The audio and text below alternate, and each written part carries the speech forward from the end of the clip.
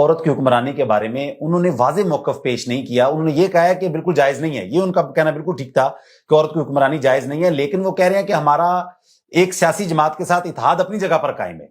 بے شک اس سیاسی جماعت نے ایک عورت کو حکمرانی دے دی ہے, اس کو وزیر اعلیٰ بنا دیا ہے, اس کا ہم اختلاف کریں گے, لیکن ان کے ساتھ ہم جڑے بھی رہیں گے.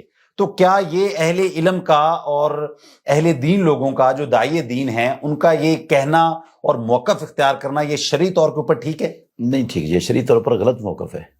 جو غلط ہے اس کو غلط کہو, چاہے آپ کا اتحادی ہے چاہے غیر اتحادی ہے, اس کو غلط کہو, اس کا انکار کرو, اور ان سے کنارہ کشی اختیار کرنی چاہیے. ان سے جو ہے نا وہ صاف انکار کرنا چاہیے. اور انکار کے کئی طریقے ہیں.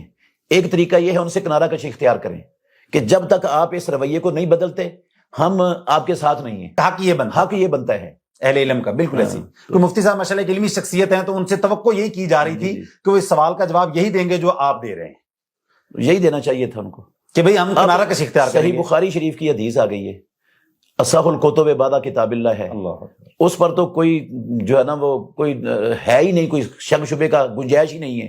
رسول اللہ صلی اللہ علیہ وسلم کا فرمان ہے کہ جس نے اپنا خلیفہ, اپنا امیر, اپنا نگران, حکمران عورت کو بنا لیا, وہ کبھی فلاں نہیں پائے گی. تو پھر مطلب اہل علم کو تو شد و مد کے ساتھ اس کا اختلاف کرنا چاہیے اور انکار کرنا چاہیے کہ انہوں نے غلط کیا ہے. سر عام کھڑے ہو کے کہنا چاہیے غلط کیا ہے, اور کہنا چاہیے ہم ان کے ساتھ نہیں ہیں. اب یہ جو اب یہاں پر مفتی صاحب ایک جو میں نے کل محسوس کیا, میں وہ کلپ کو دیکھ رہا تھا بار بار, مطلب نیچے جو کامنٹ سیکشن کے اندر لوگوں کے تبصرے تھے نا, وہ بڑے عجیب و غریب تھے کہ اب ان کے مطلب یہ کیا جواب دیا ہے مفتی صاحب نے. مطلب یہ جواب مفتی صاحب کو ایک علمی شخصیت زیب نہیں دیتا. یعنی یہاں پر بات کو گول مول کرنا, یعنی حق جو ہے وہ ہمیشہ حق ہی رہتا ہے. جی بالکل. تو آپ کو اس کا واضح طور پر اقرار کرنا چاہیے. اس سے مفتی صاحب میں مطلب طالب علم ہونے کے ناطے سمجھتا ہوں کہ جو لبرلز ہیں اور دین سے بیزار لوگ ہیں, ان کو باتیں کرنے کا, انگلیاں اٹھانے کا موقع ملتا ہے کہ اب ان کا دین کدھر ہے. جب ان کے اوپر بات آئی ہے تو بات گول مول ہوگی.